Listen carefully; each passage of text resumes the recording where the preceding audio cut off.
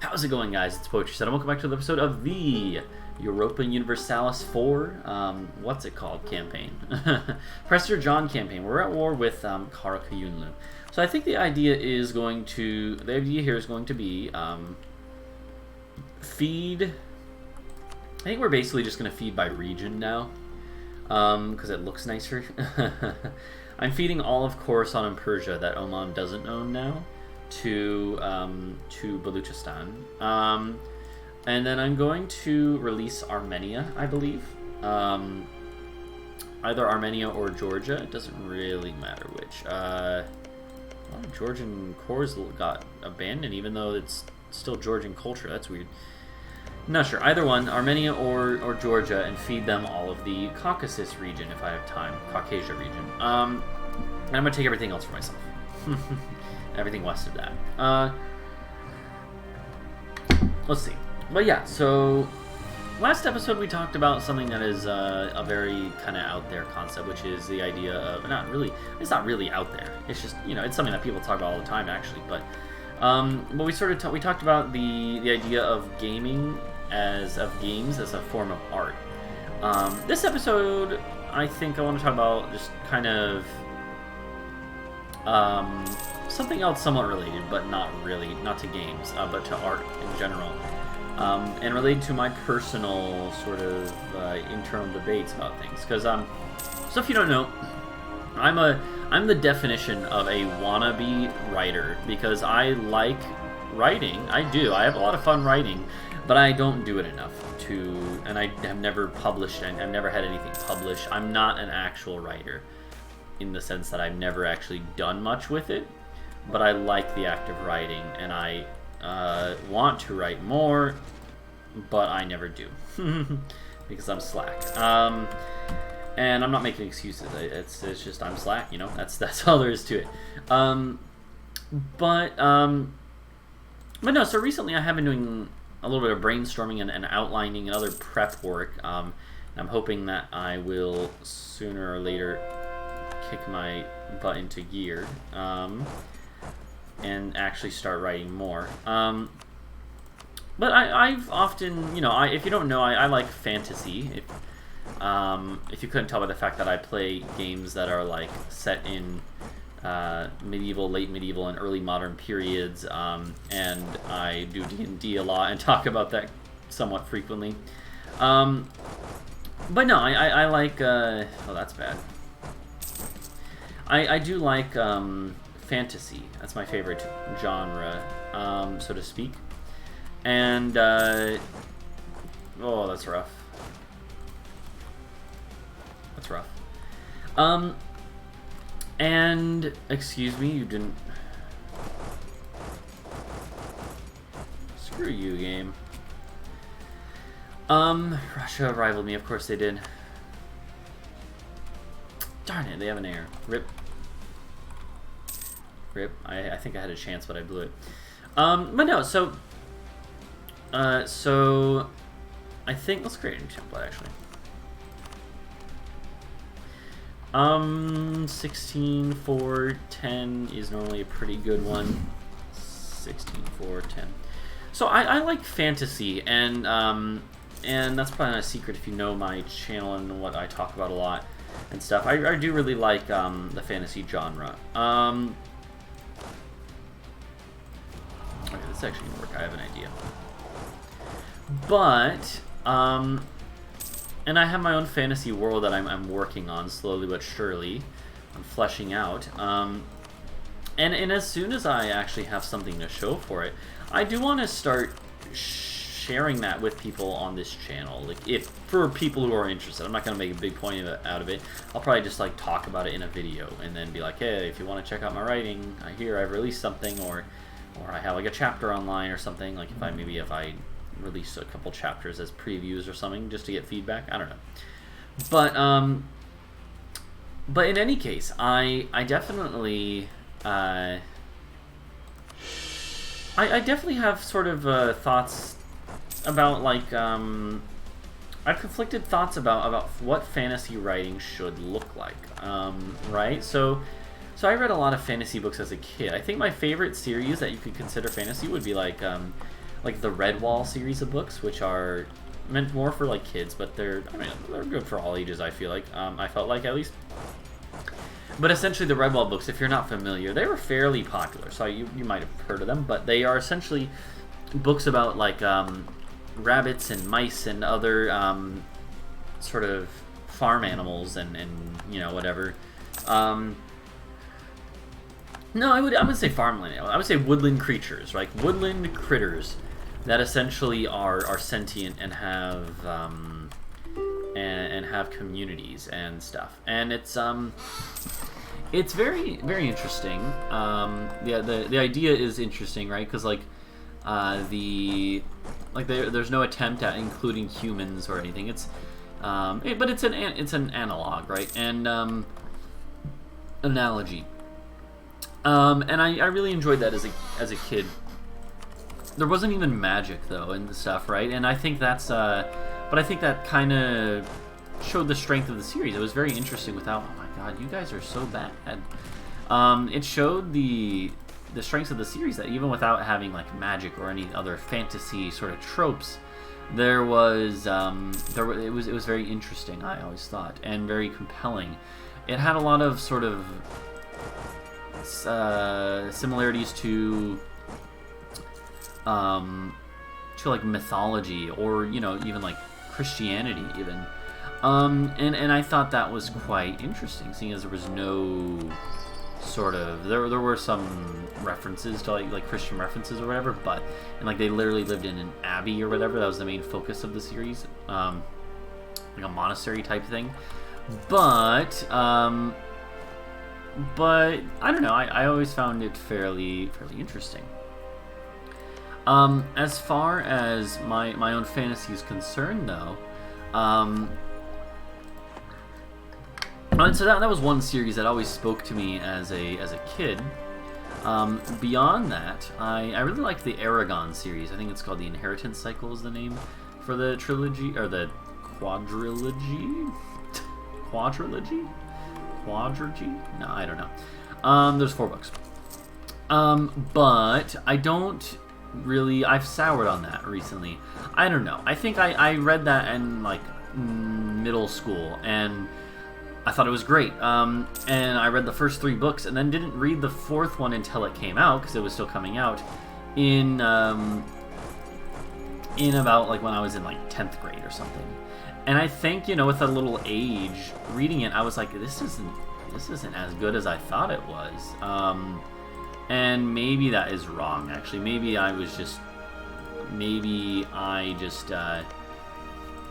was always that way, or maybe I just got harsher, or just my taste changed. I don't know. But I just didn't really like the ending to that series. Here, real quick, I'm thinking about what do we want to do. I kind of want to do Armenia because they are like Coptic at the start of the game. We could be like, you know, saving them now. But at the same time, I'm kind of like, why don't we just... Georgia's going to be stronger, probably. I don't know. Where was the region go to? I'm probably going to... it doesn't really matter. Here's the thing, though. Does Armenia have any cores on any land that I'm going to be eating? They do have a core here. Yeah. We'll do Georgia. But yeah, so no, I don't know. So the Aragon series is somewhat on the opposite end of the spectrum, where it is very, very sort of high fantasy. Well, not even really. But there's like magic and elves and dragons and stuff, you know, that's the focus. And I don't know, I think that there's sort of you know, there's more of high fantasy and low fantasy are the 2 camps that a lot of people split in.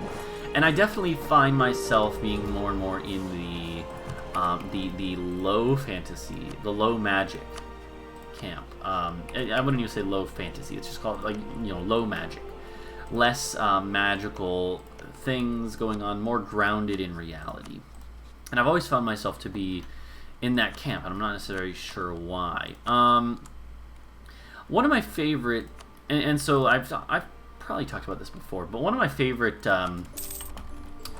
one of my favorite fantasy worlds, or like, universes, is the Witcher universe. And I've never played the first 2 games, never read any of the books. I've only played the 3rd game and seen the show.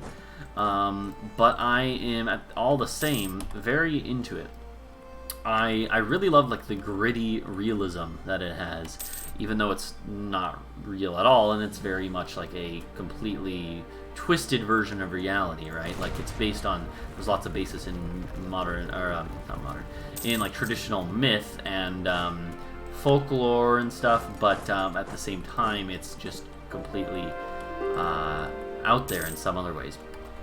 But I feel like I don't know. I feel like with my own fantasy writing, my own fantasy world, there's sort of there's sort of some conflicts. Like, when I'm trying to think about like what do I want to write about in my fantasy world, because the reason I want a fantasy world, the reason I've created a fantasy world is not because necessarily I have any clear idea exactly what I want it to be like.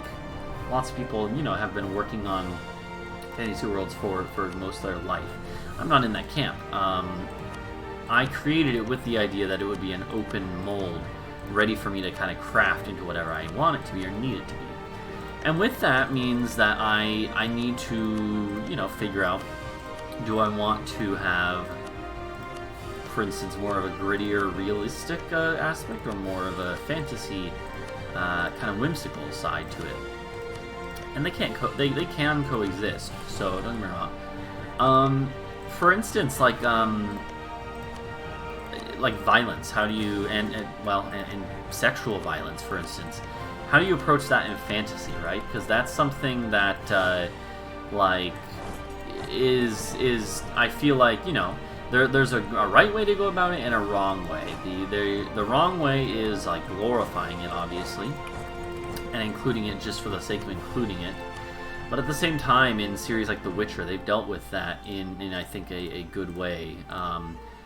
At least in the 3rd game, there's several like instances where you have to deal with that and sort of figure out like, what do you think about this, and do you help? There's I think there's one mission where there's like a ghost, of this girl who basically was was violated, and you kind of have to decide, do you trust her enough to help her? Do you want to get revenge with her, like for her? And there's not necessarily a right decision there, because it turns out it's a little more complicated.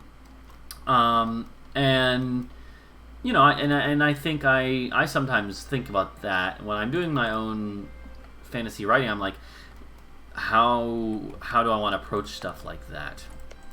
If it's supposed to be realistic, that was a lot of wars had a lot of violence, of that kind and and just violence in general. And if I want it to be grittier, do I want to include that? And I'm not sure. I'm not really sure. That's the thing, that's something I'm still sort of figuring out. So I know that's a very heavy topic, right? Let's see, 5 minutes left in this episode. Okay, I always lose track of time, so I have to check when I go on tangents. I know that's a very like heavy sort of topic, obviously. So I apologize, but it kind of also relates to the other topic of what is the place of that in general in art. And especially for me, being a male, a privileged male, what is my place to talk about stuff like that? What is my place? Do I have a place to talk about stuff like that? And how do I do that without being completely insensitive or wrong about things? And I think I think about that a lot. I'm like, I think about that with my writing. I have ideas for characters and their perspectives on things, but I'm like, I've never been in the situation that this character is in. And to a certain extent, that's part of the point of fantasy, right? Is that you can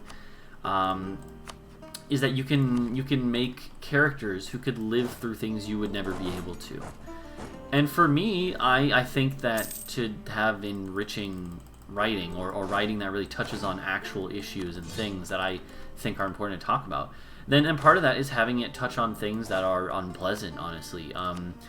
Which obviously, you know, for a lot of people, that's not what they want with fantasy writing. They want something that is like wish fulfillment, or they want something that is like triumphant. And for me, I definitely want characters, you know, the classic hero's journey. Someone goes through, like Luke Skywalker, right? Like someone goes through tough shit, and then it makes them stronger. At the end, they come out stronger, right? And I definitely like that too, and I want that to be a thing. But there's it, you know, in that you have to have the bad so that you can see the good. And I think that's part of like what makes the Witcher so compelling. The Witcher stuff is because a lot of it is very harsh, but you still see the humanity in people, and you still see the, you know, the will to live, the will to survive. So I don't know. I think that's, you know, adversity is sort of the where you really get to have growth as a person or as a character. So I don't know. It's a somewhat sensitive topic, and so I hope I haven't offended anyone with this conversation, but it's something I think about. What would I, you know, how should I approach writing about stuff like that? Anyways, certainly with my writing, language is not something I care about. I have so much cursing in my writing and stuff, right? And so it's definitely adult already, but that doesn't mean that, you know, including graphic scenes are necessarily what I want to do even. And that's kind of the point, right? Like how do I approach stuff like that if I want it to be part of my writing? And should I want it to be part of my writing? You know, there's some questions there that I think are worth asking before just doing it. So, anywho, that's only one of many sort of things I've been thinking about with writing. I'm trying to think about like what's something else. Soon we can annex you. Oh my gosh, South Africa is ridiculous. Let's see. We should try to make money. We should try to make more money. I think we should move our trade capital to Constantinople. We have about as much power there as we do in Alexandria, and it's going to be, I think it's just going to be better, basically. So I think we do that. I think it'll work out just fine. Just fine. Let's see. So trade is probably going to plummet down at first. We don't have a lot of merchants. I definitely wanted to change that at some point, but I kind of have forgotten that. Morocco and Colombia, of course. This is a weird game, dude. Morocco's real colonial, but at the same time not that strong. Honestly, maybe we should like go to war with frickin' Portugal, dude.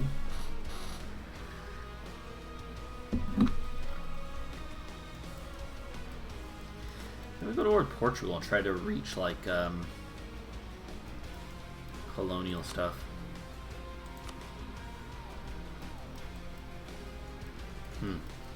I would have to go over there myself, though, so I'm not sure about that one. And our Navy's not going to be able to beat the Portuguese Navy, even with them being beat up as they are.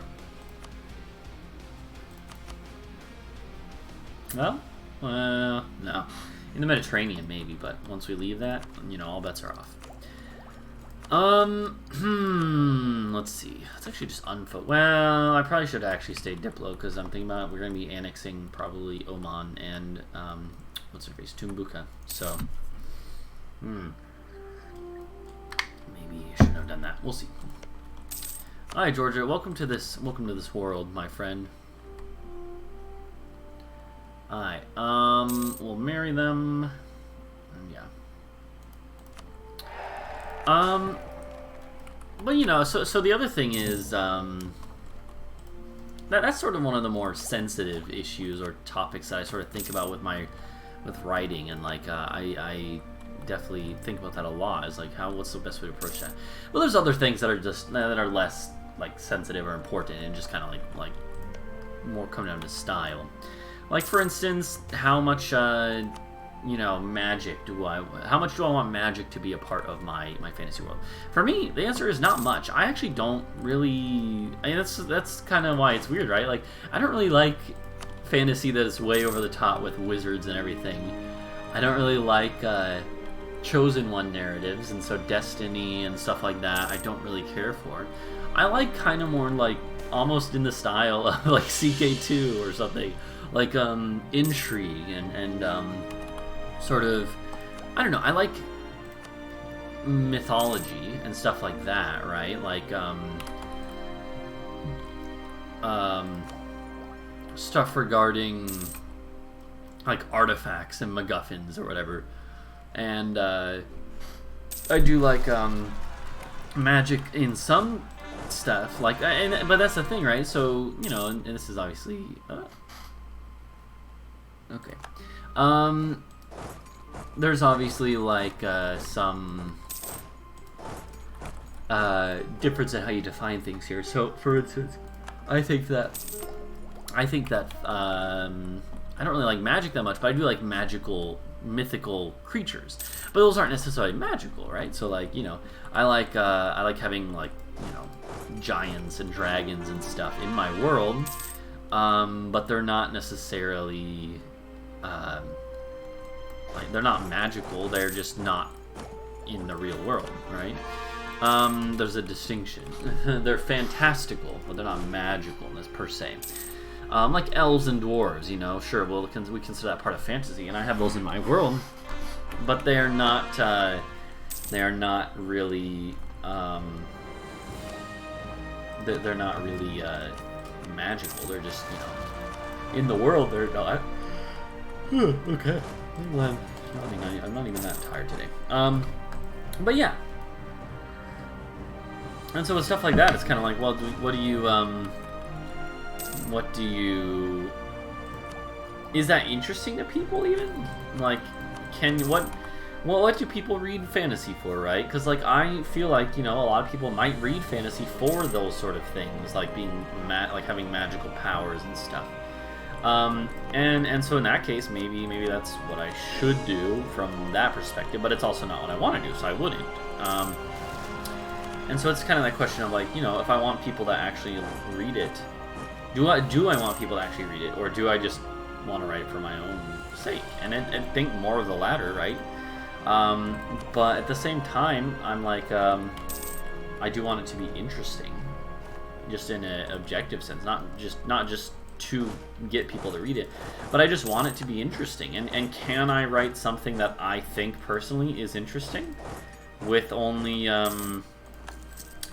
without having high fantasy, high magic sort of shenanigans?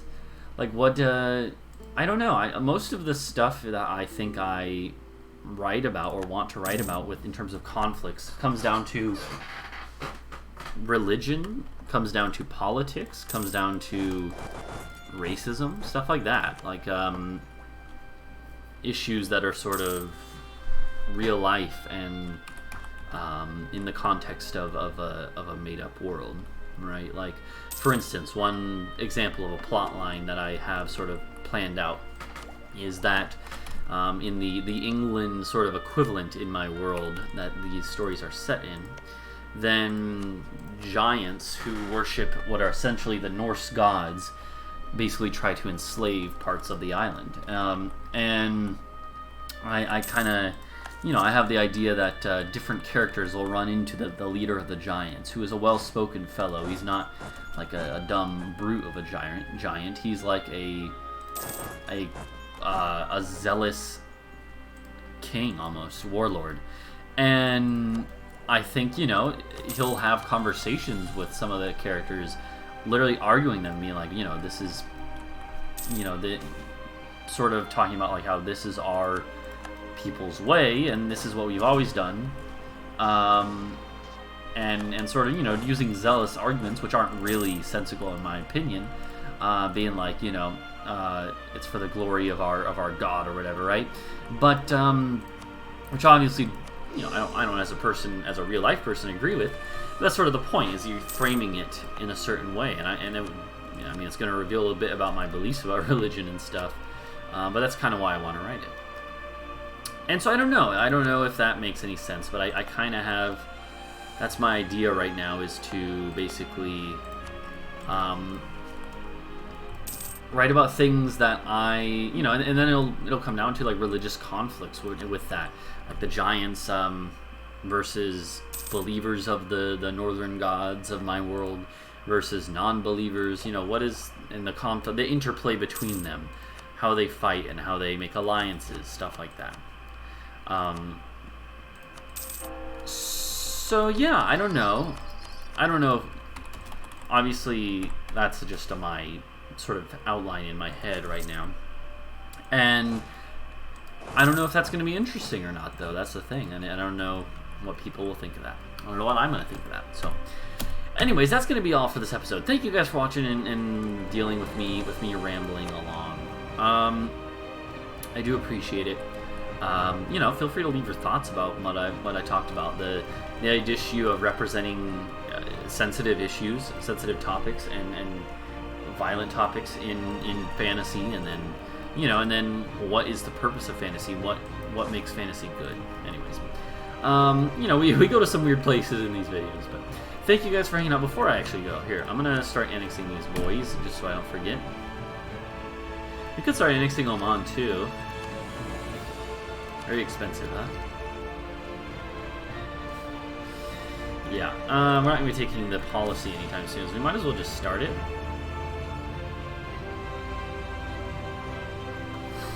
Yeah, I kind of feel like we should just eat Oman. I don't really see a reason not to, necessarily, except that we don't really have a way to, or we don't have enough states for all this land, but I still think it's going to be good to own this land directly.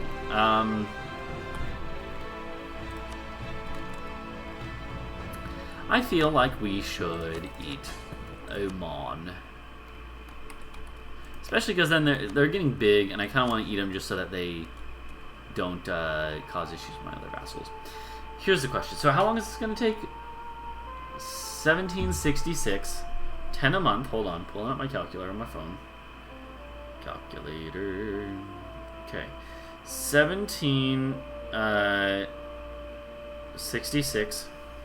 10 times, it's actually about 6 years. So 10 times 12 times 6. 720 power total. I guess I could have just done, it tells me right there. It literally tells me right there. I'm just being a dummy. No, here's what I'm trying to figure out. Will I run out of power if I do both at once before... Well, here, yeah, actually, we can do this easier. So we're going to be losing 13 a month. Okay, 1269 divided by 13 is 97 months, which is more than enough. So let's do it. Okay. Alright, well, thank you guys for watching. Please go and leave a like and subscribe for more if you enjoy. This is going to be my last episode of this recording session, and I will see you guys in the next episode soon. Bye-bye.